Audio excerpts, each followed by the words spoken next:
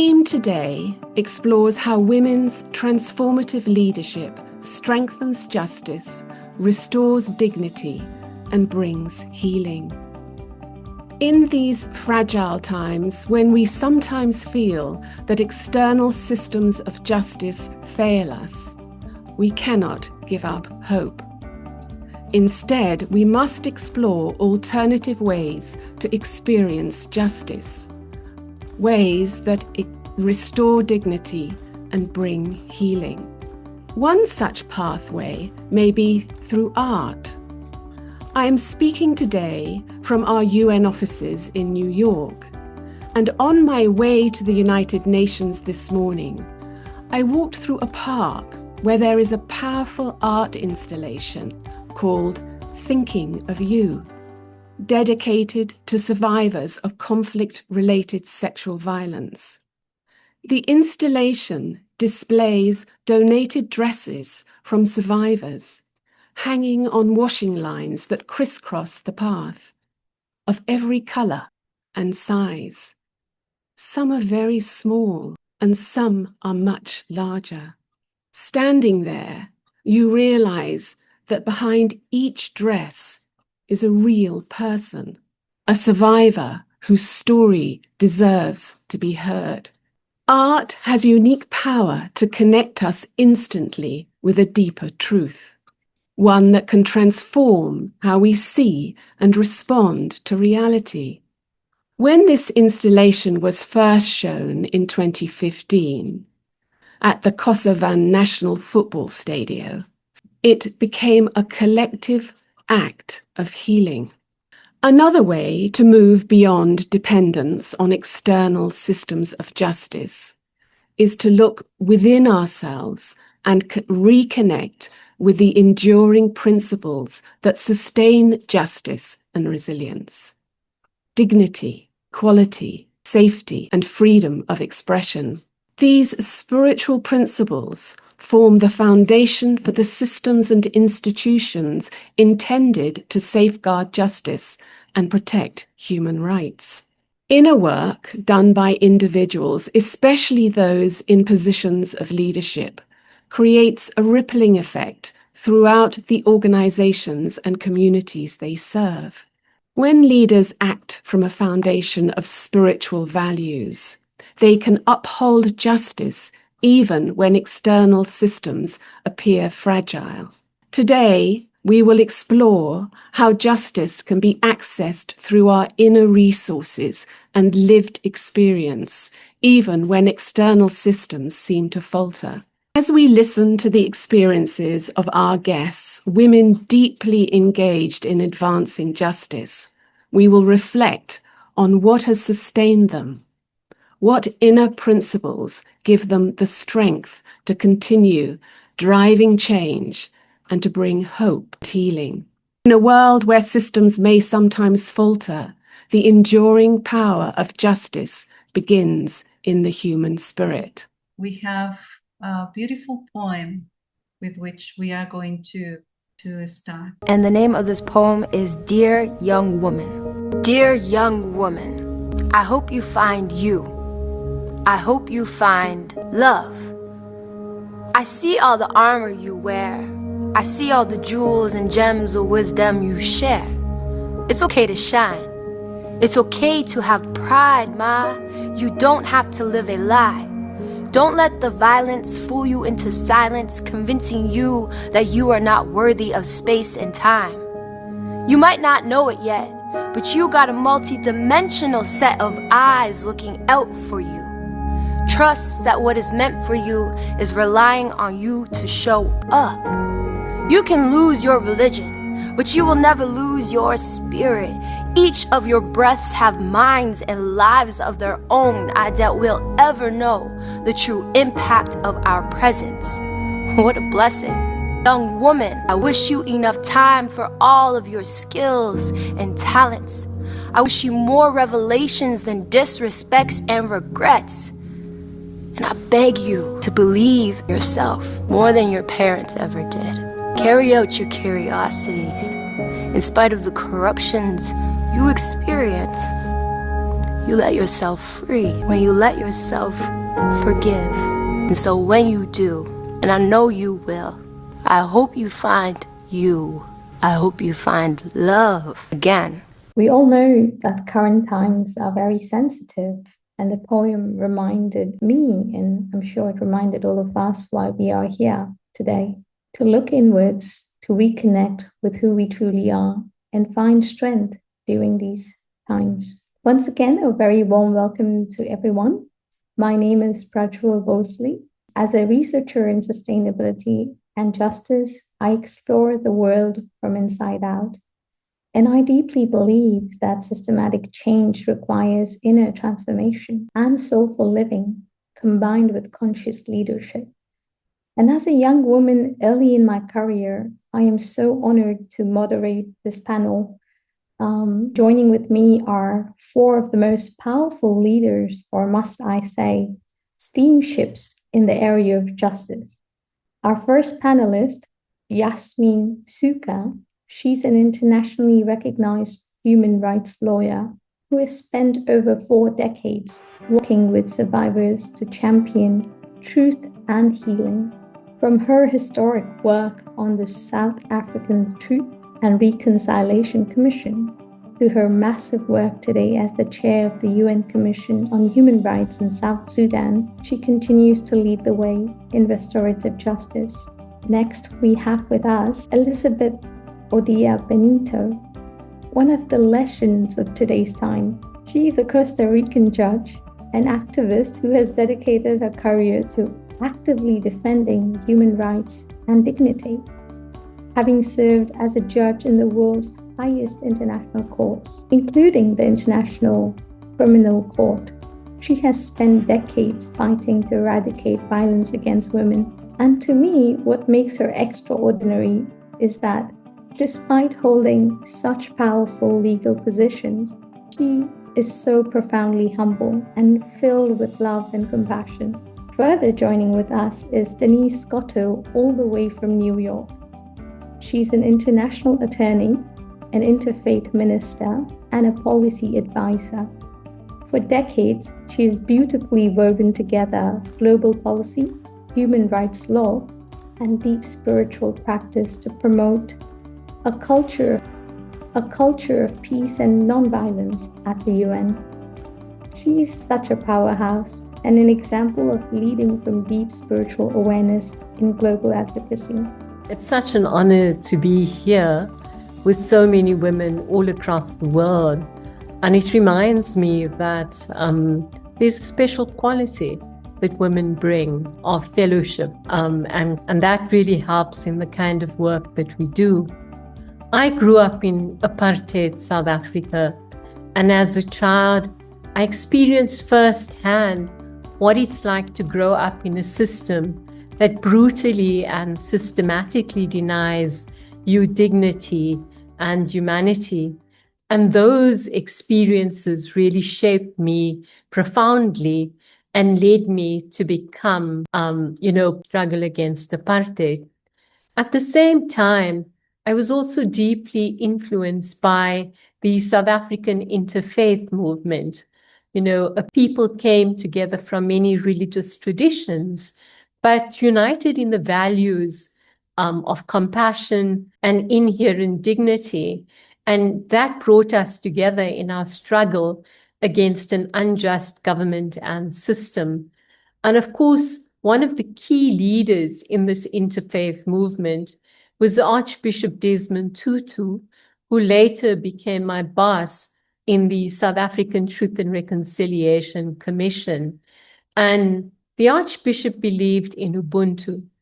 In fact, the notion of Ubuntu, that we cannot be together if we recognize the humanity in the other. And that in a way shaped his ethos of how he was going to run the South African Truth and Reconciliation Commission, that we, all of us, could only be human if we recognize the innate humanity of the other. And in a society which is fractured by racism and violence, I think that notion taught us that beyond political struggle, there was a deeper moral project, and that was to restore human dignity. And of course, we meet today at a moment when that moral project feels particularly urgent. The international we have fought for over many, many decades, and which promised human rights and protection for civilians, is under enormous strain. And I think it's important as we meet today to acknowledge and to stand in solidarity with people living in many war zones across the world today. Gaza, the Ukraine, Sudan, Iran, South Sudan, where women and children particularly continue to bear the heaviest burdens of war and repression.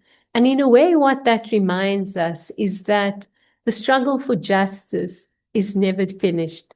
And the struggle to honor our common humanity is one which binds us all. So thank you very much for this opportunity. It's wonderful to be here. Thank you, Yasmin. Thank you so much for powerfully grounding us in the importance of recognizing innate humanity in each one of us, and that's what brings us together. Now, I think it's perfect to turn right to Elizabeth. Elizabeth, we're going to hear your perspective on this theme. Good morning. Thank you very much indeed for you all for inviting me to be part of this important conversation. I want to share with you all some aspects of my life, and I would like to start with this. A few years after finishing my law students at the University of Costa Rica, I had my first personal and professional experience of coming into direct contact with those who had been committed. I was appointed Minister of Justice in 1978, and I was responsible for the entire penitentiary system of the country. The prisons where women and men deprived of liberty were serving their sentences. Quite quickly, I learned that women were victims of inequalities in the treatment and conditions they receive in detention centers. Their sentences did not reflect the violence and discrimination they suffered in their lives as women, almost of them poor and marginalized. At the same time, the sentences applied to men very rarely reflected punishment for crimes of sexual violence committed by them against women. That violence was practically ignored by the courts of justice when, in the rare occasions, a victim accused the crime she had suffered. The first experience as minister marked me for my struggle in defense of the human rights of women in all areas of society. When I returned to serve again as Minister of Justice in 1990, I made an effort to continue and deepen what I have learned from studies and reading about inequalities against women in our struggles for access to justice. By the designs of fate, in 1993, in Vienna, during the National World Conference on Human Rights, I came to know directly the horror of the atrocious sexual violence suffered by women of all ethnicities and ages in the civil war that since 1990 had been fought in the former Yugoslavia. A conflict unleashed for political and power and historical reasons among the former countries of the Balkans included sexual violence against women, which was used as a weapon of ethnic cleansing.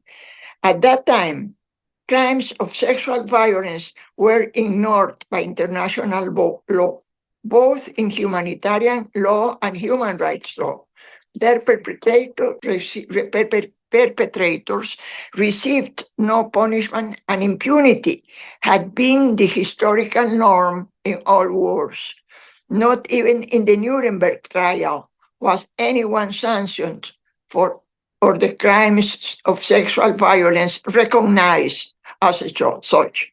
My solidarity with the pain of those victims led me to continue studying the work of those who, mainly but not exclusively from Europe and North American academy, shared my feelings. I had the opportunity to contribute my accumulated experience in my work as judge in the Tribunal for the former Yugoslavia. I had the invaluable support of my friends, the African American judge Gabby McDonald and the South African judge Navi Pillay, and we succeeded in ensuring that for the first time in the history of international law, sexual violence was classified as a war crime and its perpetrators were sanctioned by international justice. I felt in my spirit that the path had opened to continue the struggle, and so I did. I also did in the International Criminal Court, which were reached after the success achieved with the approval of the Roma Statute in 1998, in which all crimes of sexual violence committed against women in war or peace were included as war crimes, crimes against humanity, elements of genocide.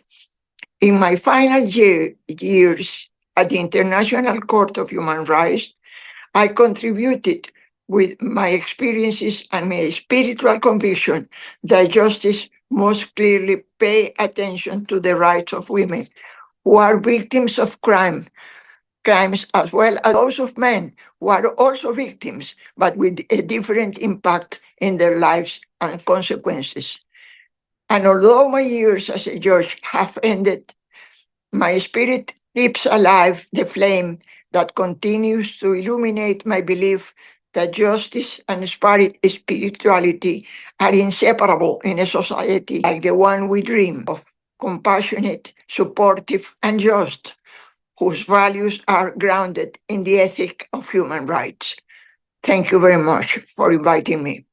So I'd like to say that my experience of the law and practicing the law, both as an attorney in New York in the courtroom, but then through my global advocacy and speaking with so many women and people around the world, is that we go beyond the law.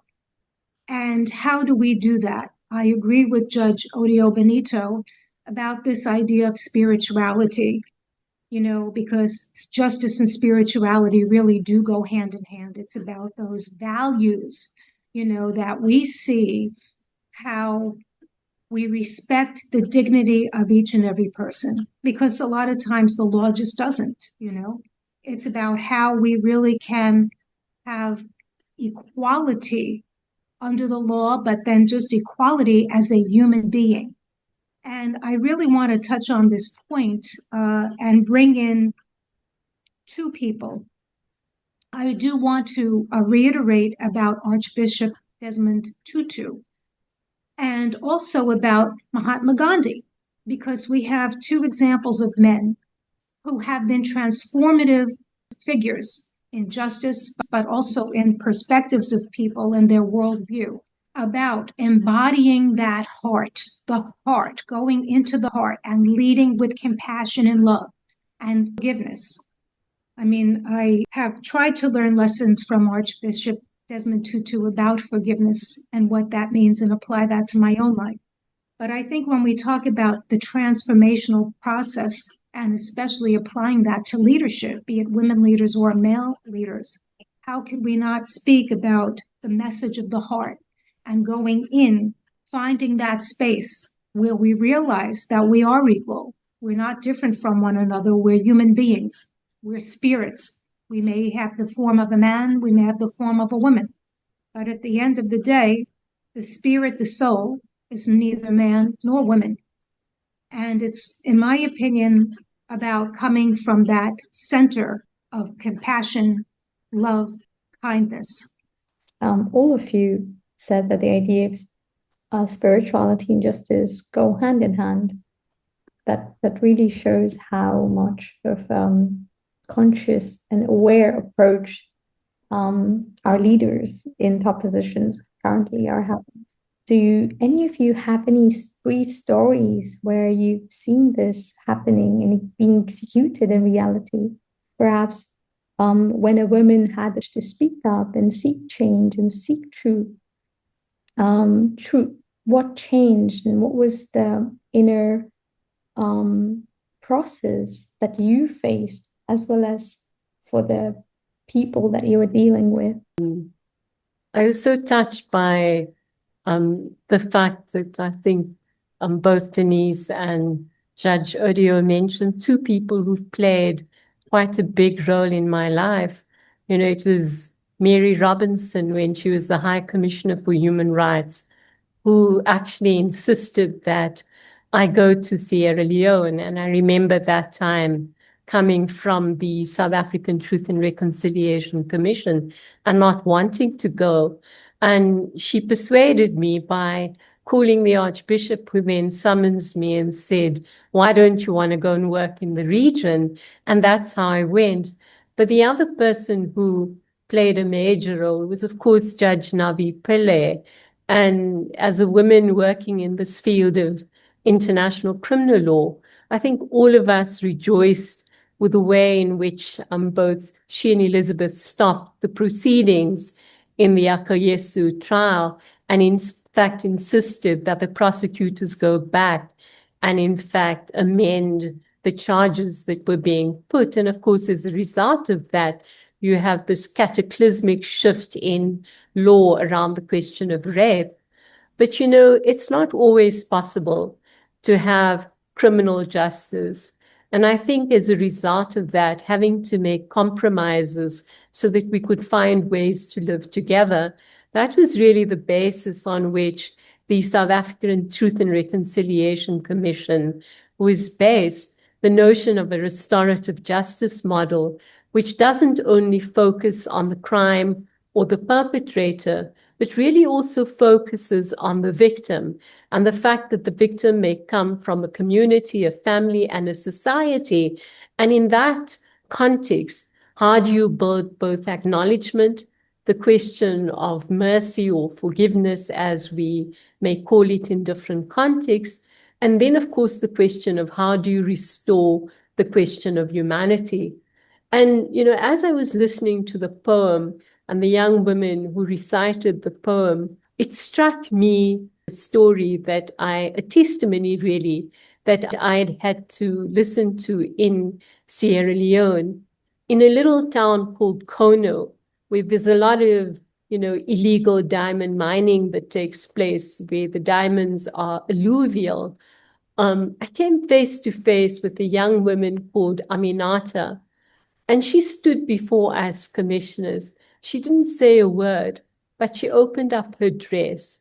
And when you looked at her chest, you saw the initials of the rebel movement that had abducted her. They'd carved the initials on her chest. She was only 17 at the time. And in fact, when she spoke to us, she did say that she dreamt about becoming a nurse. And then she heard the screams. And of course, the rebel movement came in and they abducted not only her, but a whole host of girls. And this is the place in the world where, for the first time, you had the word bushwives. These were young women who were taken to become wives of people who abducted them. Just another word, of course, I would say, for rape, really. But, you know, Aminata talked about the fact that she was chained to a line of young girls, and they were like a human chain that were marched off into the bush. And it was under the canopy of a makeshift camp that the commander of this ragtag group actually took his bayonet and he carved the initials of the RUF into her chest. And as a result of that, he told her, actually, you're no longer a person, but you belong to us. You are my property. And so for 2 years, she lived in the cycle of marriages, you know, and I say marriages in inverted commas because these are not really marriages, they legalized rape in a way. And she became a bushwife, forced to cook and to carry heavy ammunition into the jungle, and really to endure the whims of men who use violence as a language. And when the ceasefire took place in 2002, she emerged from the forest and she tried to go home. but the carvings on her chest, it marked her as a rebel, and her family and community would not want to accept her. And she was actually shunned. She was seen as tainted by the very men who had taken her. So when she came before us, she said to us, they wrote their name on me, but they didn't take my soul away from me. And that, the words that she spoke, those never, ever left my mind. Because what she said to us was that this was the first time that she could, in fact, tell her story. And the fact that the commission was able to acknowledge that her story mattered, that acknowledgement, in a way, gave her the possibility to get back into a new life and to regain her own sense of what it meant to be human. It really affected the way in which we began to think about what kind of reparations do you have, where you need to have plastic surgery to actually remove these, what do they call them, keloids on her chest. And so that became part of what we did. But the other was the fact that we had to go to many of the traditional women to say, you need to be able to use the rituals the customary rituals that you have to retake young women like this back into the community. I never thought that that is something we would have to do, which is to negotiate with women in the community. But that's what it took to actually get them back into communities again. But it was her courage and the courage of many other women like her that, in fact, I think gives you the hope. If they have hope that they can be changed, then it's your job to make sure that they can carry that hope along to make a better life for themselves. But it requires acknowledgement.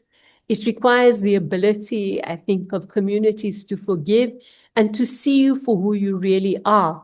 But that story has stuck with me, and it reminds me that perhaps one of our greatest jobs is to be able to listen with humility, but also to be able to restore dignity. And, in a way, that's what inspires one. And that doesn't come, I think that that's what we call almost alternative forms, complementary forms of justice, because they don't always come from courts, but they also come from societies being able to, in fact, take responsibility. And I think responsibility is an important, part of this conclusion as well.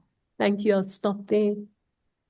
Thank you for sharing that story from that girl who came up to you. And I think she could come up to you because you were instrumental in being there. I can't imagine what would have happened if you both were not there. But it's the greater good that such women are getting a space to speak up. And I think you really touched upon what true restorative justice looked like, because it was not just about closing a case file. You had to go further. You had to talk to communities. You had to make people understand that you need to look at the humanity of every being, of every spirit. And that's just so profound. It was not her fault, but the shame, because of the shame, she was carrying that. But in fact, what we had to show that this was not her fault, and that in fact the world that she grew up in, we were responsible because we hadn't done anything to prevent that from happening. And so freeing her of that burden of shame and stigma, I think, is such an important part of the journey as well. I think this is a great chance for us to bring Elizabeth in, or Judge Benito, into this conversation, because you have served in the highest international criminal courts. These are spaces that are historically very rigid and institutionalized. And how do we ensure that the humanity and dignity of women are not lost in this cold machinery of the legal system? We started with the international tribunals for former Yugoslavia and for Rwanda, that whole criminal tribunals. We were only 3 women there as justice. Navi Pillay in the Rwanda tribunal to deal with the genocide committed in horror in Rwanda. And Gabby McDonald and myself in the Tribunal for Former Yugoslavia, where the crimes committed were mainly the sexual violence committed against women as a weapon of war. It was the first time that the ethnic cleansing again appeared in the European countries. So we had to start from the beginning. What Nana did in Rwanda when she stopped proceedings was completely new about that. It was amazing. She stopped the proceedings and asked the prosecutor to investigate what happened with women in that horrible genocide. At the same time, in Yugoslavia, we were investigating crimes committed against women because we, Gabby and I, also stopped the investigations because the investigators in the prosecutor's office didn't bring to us any of those crimes. So we started from scratch, from the beginning, from saying, look, that this happened to women, go and investigate what's happened there. So in that way, we really look into huge problems committed against women. And in former Yugoslavia, we established in one sentence in Celebici the sexual violation committed against women were war crime. Was the first time that was designed as war crime. And now we included the violations as part of a genocide. So the work the few of us with our colleagues, because in former Yugoslavia, we had Richard Goldstone, who was a prosecutor, and he from South Africa, and he was magnificent. He was supporting us all the time with this perspective of including sexual violence as part of torture. So we with the work done ad hoc tribunals, we went to Rome and we succeeded in including all that jurisprudence into the Rome Statute. That was a very important part. And at the same time, I was telling you that experience from the beginning, even starting in Vienna, I recognized my own feelings included in those horrors, and to be very supportive with women. In both criminal ad hoc tribunals, we didn't have a reparation system at the beginning. Later on, some restorative justice appeared, but where I really be included in all the restorative justice was in international human rights law, the International Court of Human Rights Law, where the work with victims and the restorative were really applied. And they have made an excellent work for years, precisely working with women who really need this restorative justice. You started from scratch. Because what was said was probably not the entire reality that was being given to you. Before, sexual violence committed in every war against women were not a part of anything. In Nuremberg sentence, you can't find any word talking about sexual violence against women. And we all know what happened in that Second World War.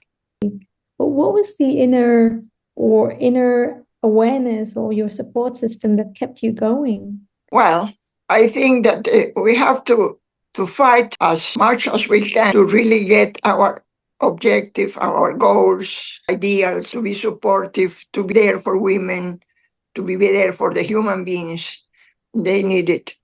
So it was a sort of spirituality, if you want to call it. In my case, I always will be grateful with Navi and Gabby McDonald for we were 3 in 2 tribunals, all men around, but we also had the support of Richard Goldstone.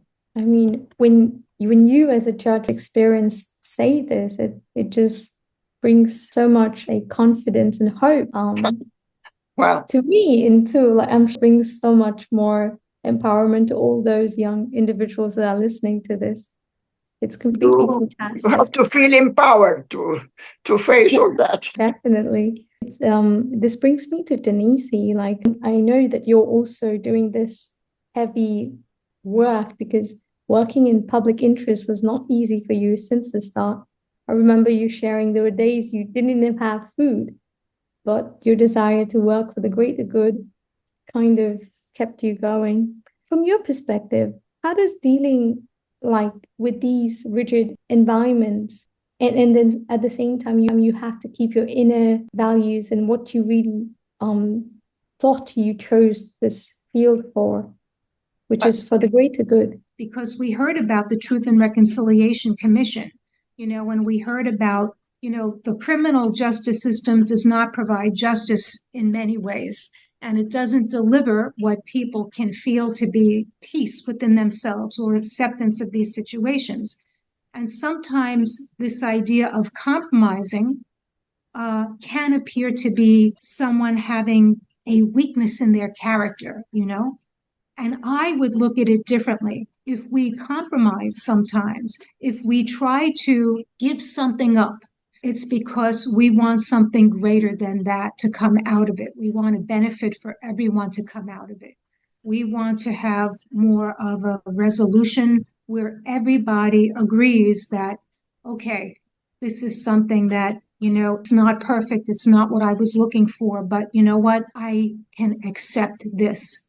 So I think that sometimes compromises can really give strength and provide that strength in situations that we may not at first blush realize. So that comes, I think, from having a strong inner sense and a strong faith. If you want to say faith in yourself, faith in something greater, faith in God. Some people get it from God, but other people don't. Some people get it from the goodness that they believe that exists in humanity. But in any event, I think that sometimes what can be perceived as weakness can really be a strength instead. If we look at it through a different lens, through a spiritual lens, we realize that those can be a greater benefit to all. When you have to make a decision, it's either because justice for one might not be justice for another. It's just a tool. But we're dealing with humans here who have emotions, who need warmth, who are going through this. And the objectivity of law takes out the feelings in picture. And at times when you have to make, I think this question is to Judge Benito, like when you had to take these decisions and make these tough calls, what was your thought process? What was going inside you? And how were you dealing with your inner things? And sometimes it's very difficult. I recognize that sometimes I cry. It's not easy. Working with victims, looking at them, listening to what happened to them is really hard. It's hard for you as a human being, It's not always easy to continue, but strength from your faith and your compromise.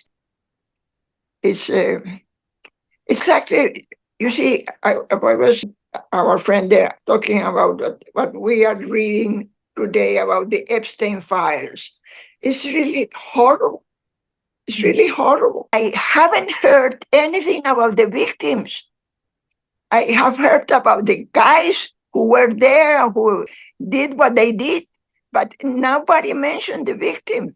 It's horrible what happened with women around the world and what's going on right now with these movements of the extreme right attacking our rights and setting back our rights. It's very difficult. It's a never-ending struggle, but we have to continue struggling because it's the only way to be there. The only way. We have to continue. because these are not the easy times. We have more or less some crazy people driving the world. So, and we women are suffering were consequences of that because they are deleting our rights. So it's you have to put your heart there, and you have to put your mind there, and you have to put your strength there, and all together continue. That's beautiful. You know, if I had thought about this before I met all four of you, I would have been really demotivated because personally I was feeling we are kind of building on a sandcastle, and one wave of some erratic decisions from high powers come, and then the sandcastle is all demolished. But that's not true. I feel like every little effort and every little inner transformation brings ripples outside in the world. You know, in my country, in 1996, we didn't have the possibility of being able to set up a criminal tribunal.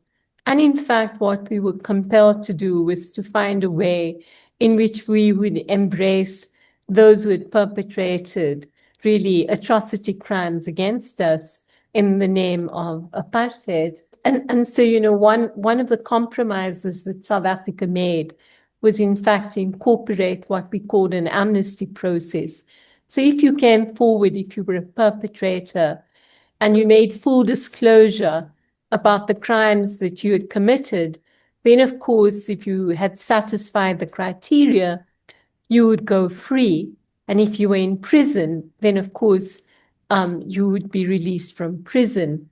And in that process, of course, we also built in that victims and their families had the right to oppose it.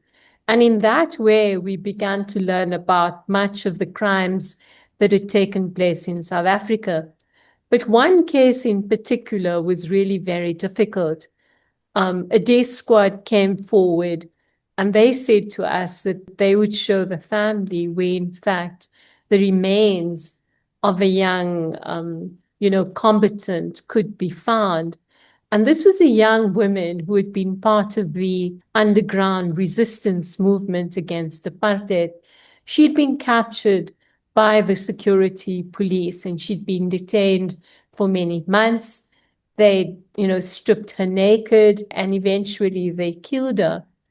And so when they took us to the grave site and they began to dig, the exhumations took place. And when they brought her body up, what was really, I think, shocking for us was that there was a skeleton, and then wrapped around her genital area was a set of, blue plastic. I think what we found was that even in captivity and in the face of certain death, she wrapped herself up in this plastic to preserve the genital area.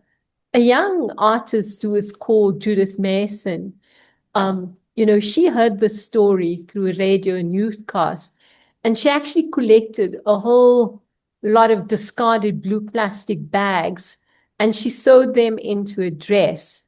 And on the skirt, she wrote a poem to Pila Ndwandwe, the young guerrilla woman who had been killed. And that was really a testament to her courage. And she made, an art installation which sits in our constitutional court today.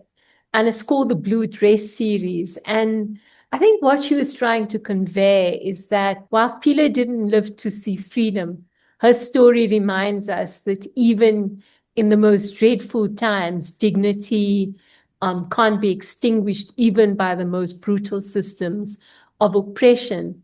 And I think that, I remember at the time when we discovered this, I was incredibly angry because I couldn't believe that we weren't going to put these men on trial and in fact punish them.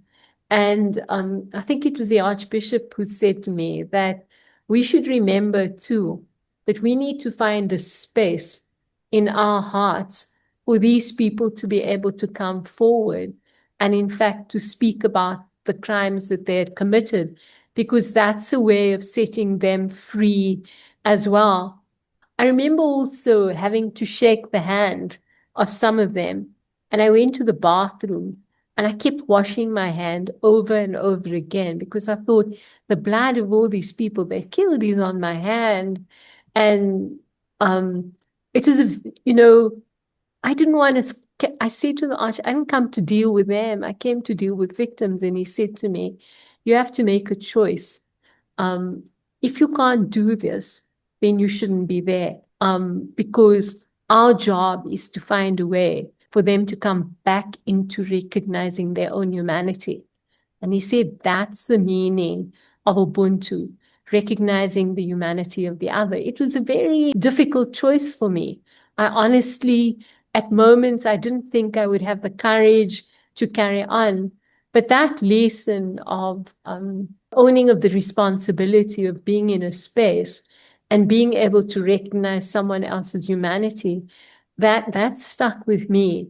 And, the quiet courage of the people you see, their ability to try to hold on to their humanity. I think that deep fount of spirituality which exists in all of us, I think that's what carries us through. And that's what helped me in much of the work, being able to listen, to hear, to acknowledge, but also able to extend to some extent. And I think it was Jan Paul Lederach, the philosopher, who said, it's the quality of mercy that you have to extend to the other person as well. Such a big heart. One is to think like that, one is to believe that, and one is to execute that and living in practical reality. I mean, it's spectacular that the young girl that we were talking about had that dignity to not let her pride pass away, even amidst death. And on the other hand, you're in a position where you have to see the greater good and look at the possibility of bringing back humanity where it was absent. Yeah. I often said to, I think it was our first Minister of Justice when they announced this process, I remember saying to him, you betrayed us. You let our rights as victims go away. And then he said, just think about it. We also have to find a way to build peace in our country. And that peace is coming at this cost. And I think that is, one of the hardest lessons, those compromises you make so that you can see a future. And then, of course, you remember that if we didn't know from one day to another, if you got up in the morning, would you reach home alive at night?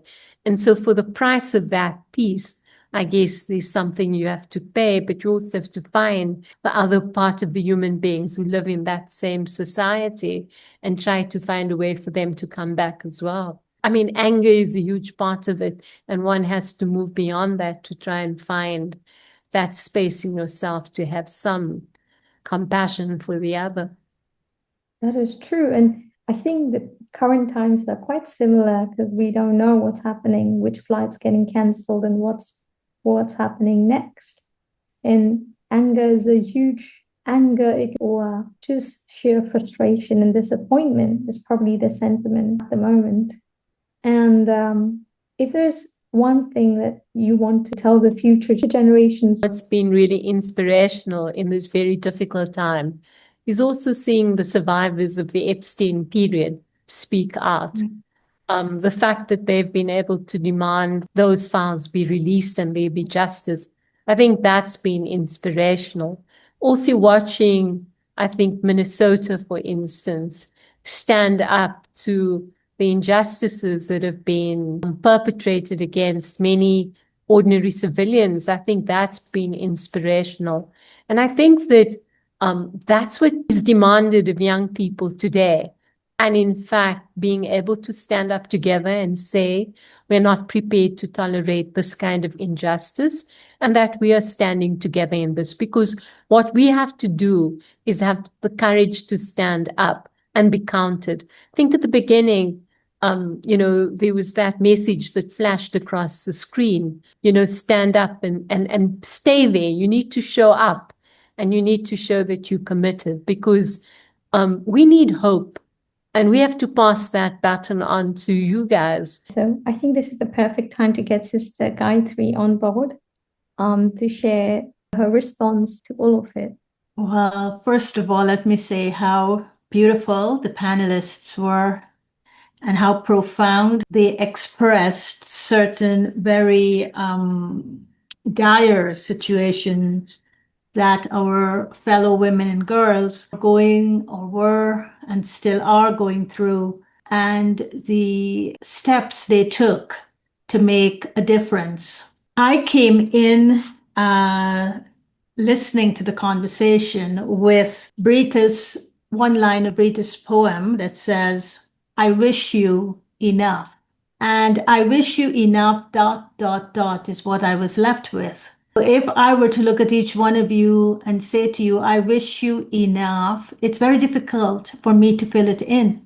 But what I could say, I wish the world enough of more women like you, who would go that extra many, many yards to do things that is not an ordinary thing to do. It's quite extraordinary what you have done. I also came into listening thinking that it's a safe space of collective learning. And as I was listening to you talk historically, and of course everything historically has an impact on the present, I found myself also looking at what's going on in our world today and how high risk women are at in areas of what we call them the war zones.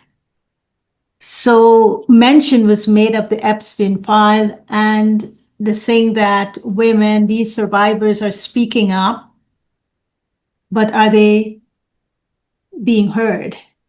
Is what I sometimes feel. Are the right people hearing them? And the other is when governments say we want total surrender from another country, I was told what the government literally means is total surrender of the women and girls to be raped, because that's how you cripple the country. So all of these things for me is, as they're going on and I'm listening to you, I kind of went and I Googled, is Navi Pillay still active? Do we need a Navi Pillay to step up on the world stage again? Maybe as the Secretary General of the UN, we're looking for a woman. And what I noticed, they said she's still alive, she's still active, and she served very recently as chair of the UN Commission on the Inquiry of the Occupied Palestinian Territory. And that for me is amazing, because whoever talks about what's happening to the girls and women in the Gaza, in the Palestine. So what have I taken from listening to all of you? Those were my kind of rumblings, is that when it comes to strengthening justice, Yasmin, you talk about the role of interfaith, and you talked about the impact of Ubuntu hand in hand, and what do they work hand in hand to do? And through your conversations, what I picked up, it is to restore dignity, and it is to create restorative measures through which dignity can be restored.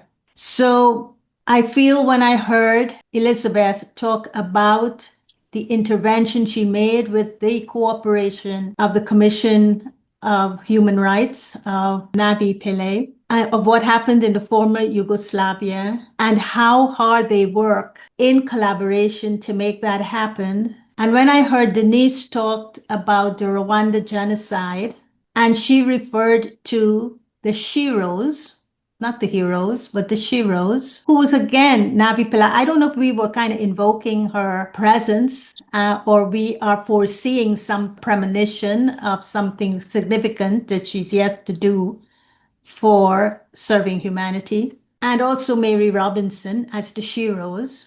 And you talk about the strength of working together with other women. Now, I find that incredible, Because one of the things that is not happening is women coming together in solidarity and taking a stand and taking a position to show up together for a common good, for a higher good, and showing that in the way that shows strength, that shows commitment, that shows, there's a saying in India, it's like of a god that you couldn't shake. So this solidarity is so profound that nothing can shake it. Because it seems to me we don't have the quality of men that you had during your days of collaboration, that the men stepped forth and helped, whether it was Archbishop Desmond Tutu or whether Denise talked about Gandhi.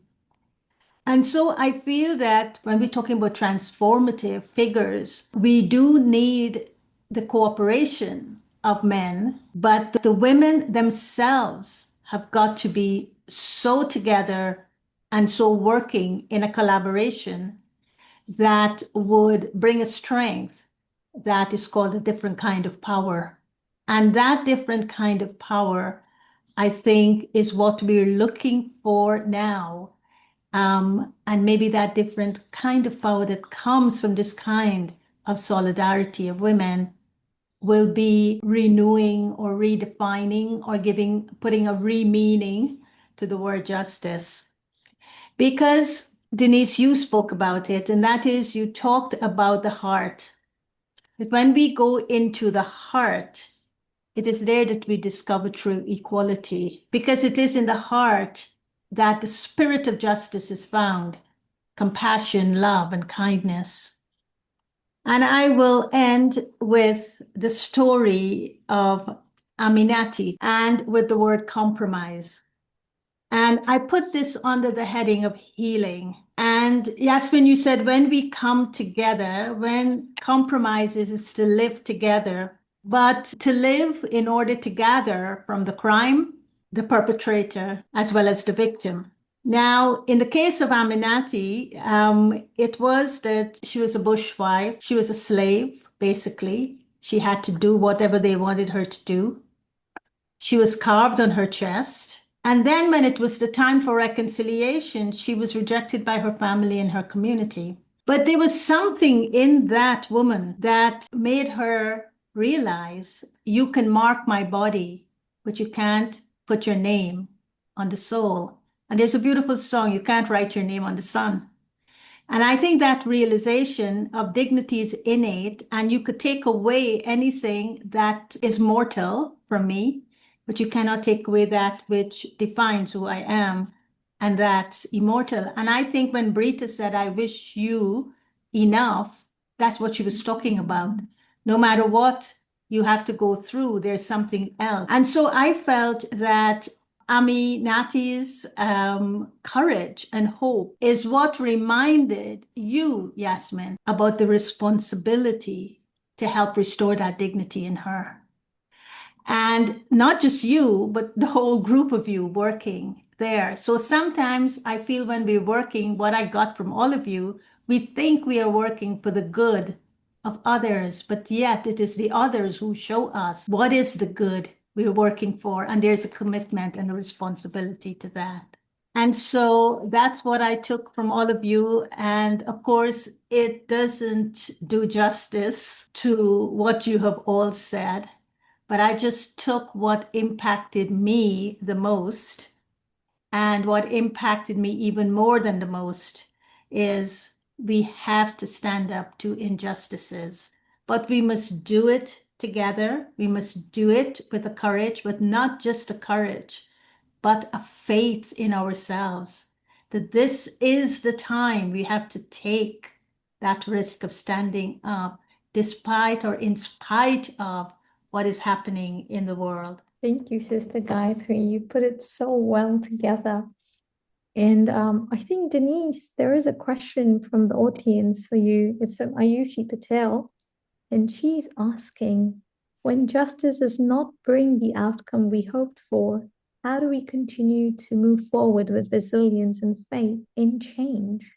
It's about doing the inner work, right? It's about understanding who one is, really, who am I? It goes back to that. I am a soul. Who am I? Who am I really?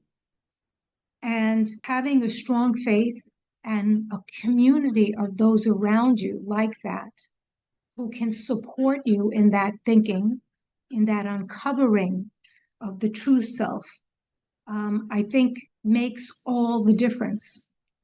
To have that kind of spiritual resource, to build those resources, to allow one to build those resources, is what I think can sustain one when there is great disappointment, big or small disappointment and expectation. As I said before, the law is important, justice is important, but it's not about what happens in the courtroom half the time. It can't be what happens outside the courtroom in very small spaces in our lives.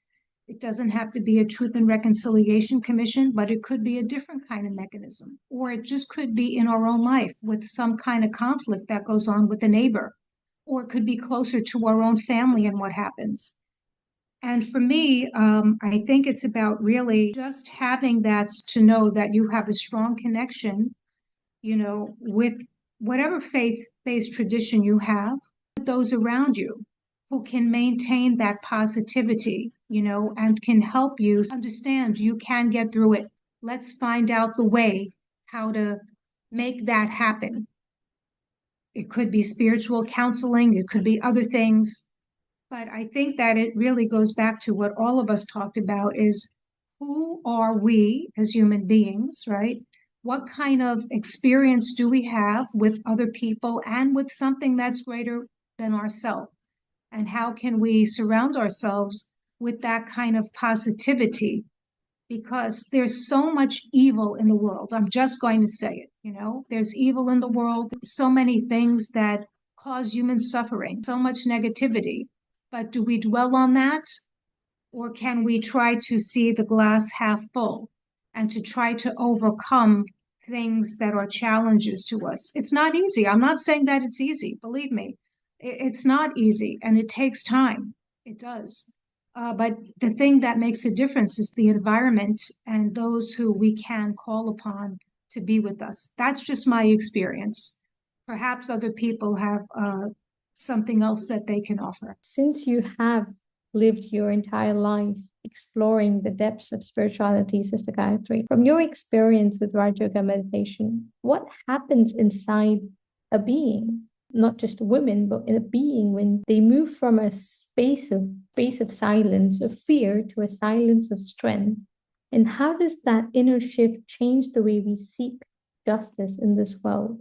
Silence, as you said, can be a silence that is connected to the surface, or it could be a silence connected to substance, depth. So the silence of fear is when I'm grappling with things that makes no sense, makes no meaning, takes us nowhere, just apart from taking us deeper into the darkness of the death, disease, and despair. But silence is something that we practice as Raj Yoga, and that silence is a silence of strength. So it is said that the silence of fear is a silence in which you go into enduring the injustices, and those injustices lead you to suppression, to oppression, to the continuation of endless suffering,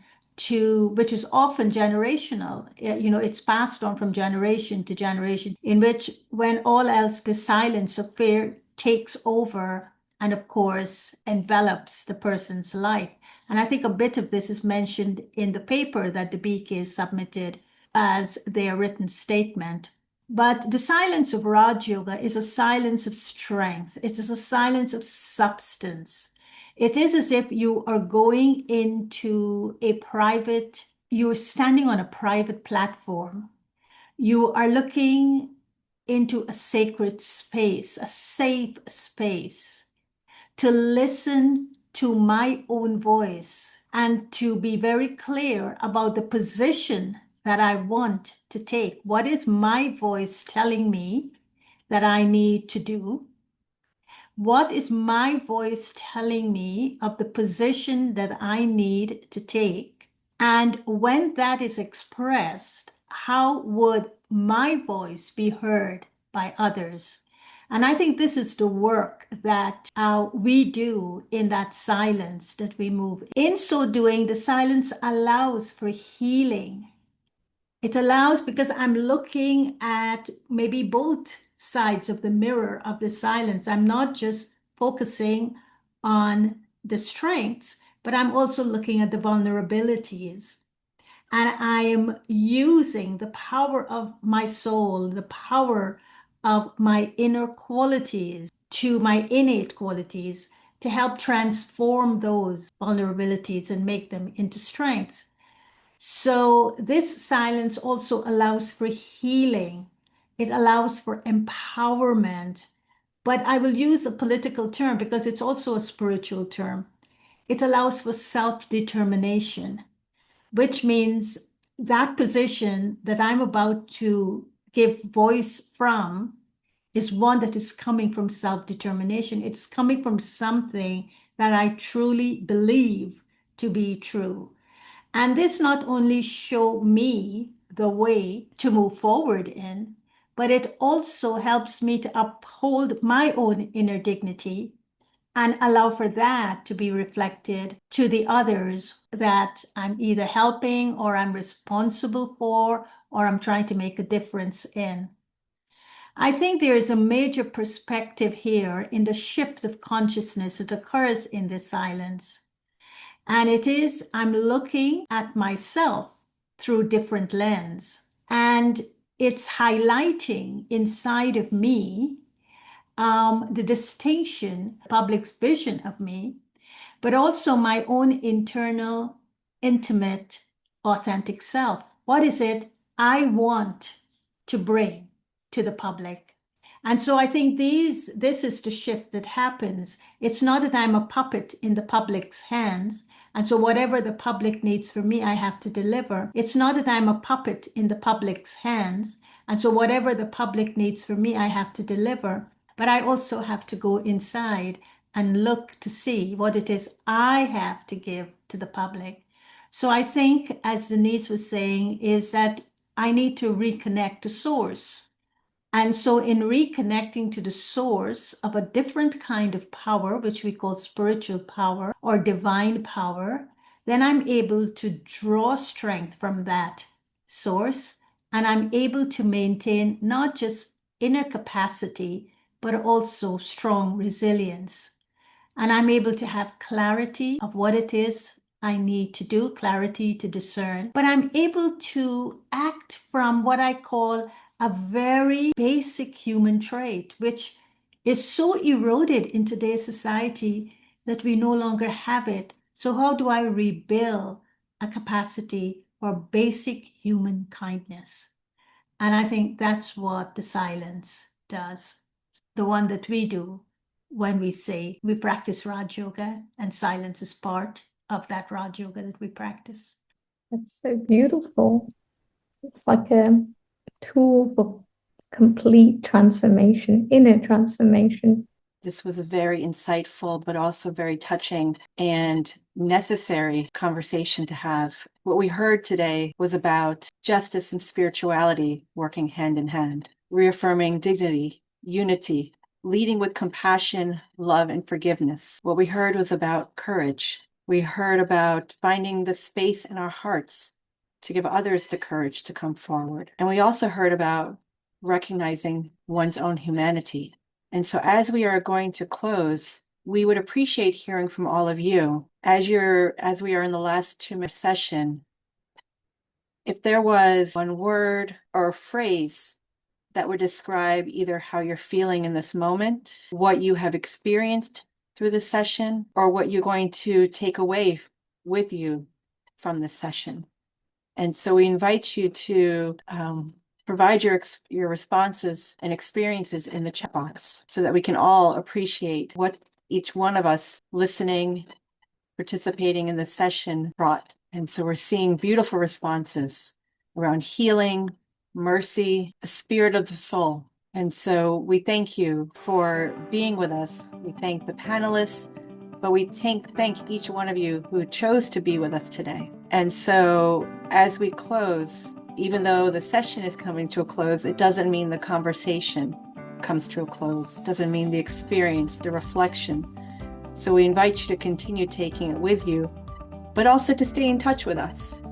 And so I'm going to ask that you can share our slide so that you can stay in touch with us, reach out to us, and we hope to see you again. Thank you.